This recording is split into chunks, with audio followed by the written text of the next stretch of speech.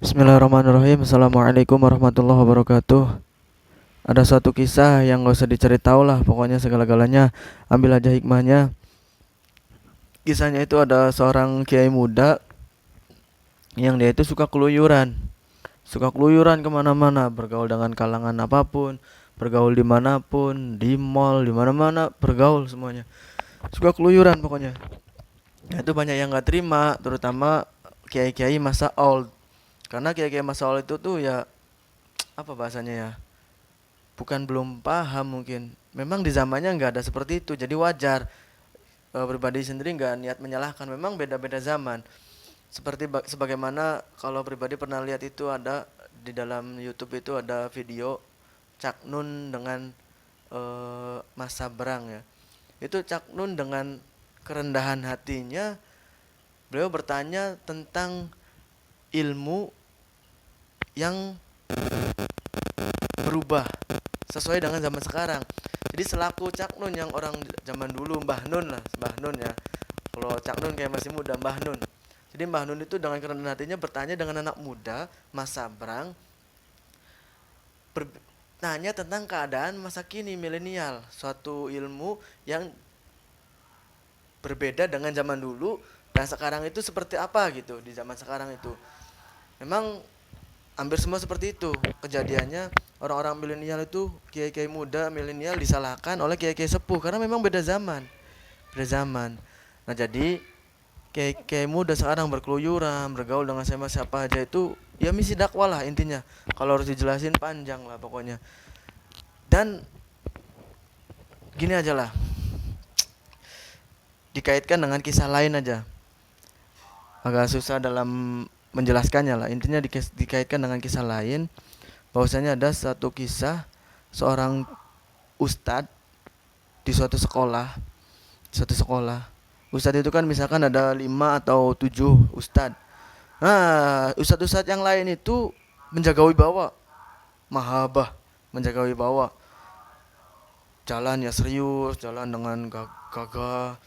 Kalau disapa ya hanya gitu, senyum biasa, nggak suka bercanda sama murid. Pokoknya wibawa banget. Efeknya apa? Anak-anak tuh gak ada yang berani dekat. Bahkan untuk bertanya aja malu. Tapi ada satu ustadz yang mau merendahkan dirinya dalam tanda kutip. Bercanda dengan dengan murid-muridnya SMP ya, SMP. Bercanda dengan murid-muridnya, hilangkan dulu mahabah, hilangkan dulu haibah, wibawa, hilangkan dulu wibawa. Dia bercanda, dia mau duduk sama murid-muridnya, duduk bareng, ngobrol-ngobrol, tanya-tanya basa-basi. Akhirnya apa? Semua santri-santri yang SMP itu berani bertanya dengan ustadz yang mau bergaul itu. Nah, berjalannya dengan waktu semakin sadar bahwa pengakuan dari santrinya juga seperti itu. Tad, nggak tahu kenapa kalau ke ustadz-ustadz yang lain tuh nggak berani saya tanya-tanya tentang hukum, tanya-tanya tentang fikih di jalan di mana. Tapi kalau mas ustadz berani, karena ustadznya terbuka, enak, mau diajak bicara, mau diajak curhat, bahkan sampai ke hal-hal yang paling apa bahasanya ya, paling vital, bukan dalam artian alat vital bukannya, dalam artian yang paling prinsip atau yang paling privasi juga berani diungkapkan karena udah merasa dekat. Jadi kadang kiai itu harus meninggalkan dulu haibahnya, mahabahnya, wibawanya demi orang-orang itu nyaman dalam dalam bertanya hukum. Kalau semua orang itu wibawa, nggak akan berani nanya tentang hukum. Nah kalau ustadz itu kalau di jalan kadang ditanya, lagi sambil jalan bareng tuh nanya tentang hukum. Jadi orang tuh terbuka nanya tentang masalah pribadinya. Nah itu masing-masing punya manhaj. Kembali lagi manhaj atau metode. Yang ustadz haibah wibawa ya ada alasannya dan itu bagus.